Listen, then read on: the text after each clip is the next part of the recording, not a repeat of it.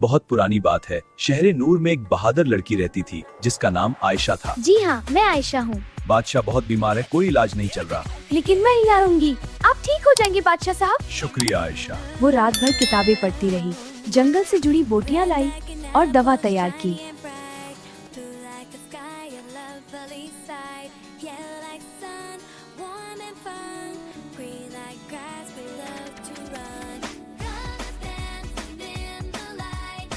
हुजूर, शुक्र।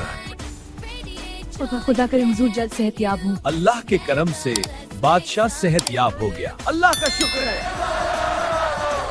एक छोटी सी लड़की ने अपनी अक्ल और हिम्मत से पूरे शहर की तकदीर बदल दी और सबने इसकी बात मानी। हिम्मत और इल्म कभी जाया नहीं जाते। बहुत अच्छे बेटा। ये शहर नूर कितना खूबसूरत है। हाँ, ये लोग भी कितने खुश हैं। चलो बाजार की तरफ चलते हैं। जी हाँ, जरूर। What a beautiful day in शहर नूर। Indeed, the sunlight makes everything shine.